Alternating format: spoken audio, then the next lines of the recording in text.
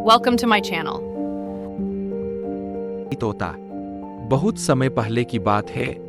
एक छोटे से गांव के पास एक सुंदर जंगल था। उस जंगल में तरह तरह के पक्षी और जानवर रहते थे।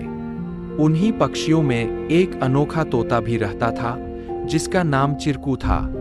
चिरकू को लोग सौभाग्यशाली तोता के नाम से जानते थे, क्योंकि जहां भी वह जाता वहां कोई न कोई चमत्कार हो जाता या किसी की किस्मत बदल जाती। गांव के लोग मानते थे कि अगर चिरकू उनके घर आ जाए तो उनके जीवन में सुख और समृद्धि आ जाती है। चिरकू हमेशा खुश रहता और अपनी मधुर आवाज में गाने गाता। लोग उसे फल और अनाज खिलाते और उसकी भलाई की कामना करते थे। चिरकू भी गांव के लोगों से बहुत प्यार करता था और जहां भी जाता खुशियां बांटता। एक दिन गांव में एक गरीब किसान जिसका नाम रघु था, बहुत परेशान था। उसकी फसलें बर्बाद हो गई थीं और उसके पास खाने को भी कुछ नहीं था। वह दिन रात मेहनत करता, लेकिन किस्मत उसका साथ नहीं दे रही थी। एक दिन रघु ने गांव के लोगों से चिरकू के बारे में सुना और सोचा कि शायद यह सौभाग्यशाली तोता उसकी भी मदद कर सकता है।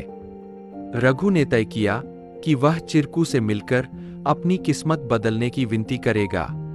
अगले दिन वह जंगल की ओर चल पड़ा और चिरकू को खोजने लगा।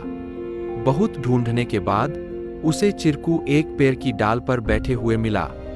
रघु ने बड़े ही आदर के साथ कहा। चिरकू ने रघु की बातें ध्यान से सुनी और उसकी आंखों में दया उमड़ आई। चिरकू ने अपनी चोंच में एक छोटी सी चमकती हुई पत्ती उठाई और रघु को देते हुए कहा, यह जादुई पत्ती है, इसे अपनी जेब में रख लो और जब तुम अपने खेत में काम करने जाओ तो यह पत्ती तुम्हारी किस्मत बदल देगी। रघु ने धन्यवाद कहा और वह पत्ती लेकर अपने घर लौट आया। अगले दिन वह अपने खेत में काम करने के लिए गया। जैसे ही उसने खेत में जुताई शुरू की, अचानक से बारिश होने लगी। उसकी सूखी जमीन हरी भरी हो गई और थोड़े ही समय में उसकी फसलें लहलहा उठीं। रघु की मेहनत सफल हुई और उसकी किस्मत सच में बदल गई। अब रघु के पास भरपूर अनाज था और वह फिर से खुशहाल जीवन जीने लगा। उसने गांव के लोगों को चिरकू की बुद्धिमानी और उसके द्वारा दी गई जादुई पत्ती के बारे में बताया। सभी लोग चिरकू की प्रशंसा करने लगे और उसे और भी अधिक प्यार देने लगे।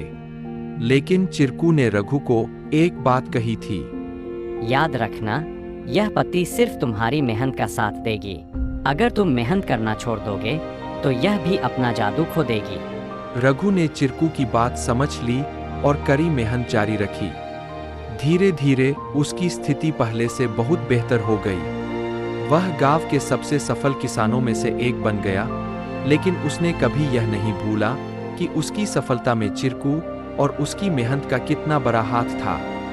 कहानी से सीख। इस कहानी से हमें यह सीख मिलती है कि किस्मत भी उन्हीं का साथ देती है जो खुद मेहनत करते हैं। सौभाग्य और अवसर तभी काम आते हैं जब हम अपने प्रयासों से उन्हें सही दिशा देते हैं। Please like, share and subscribe our channel to learn more.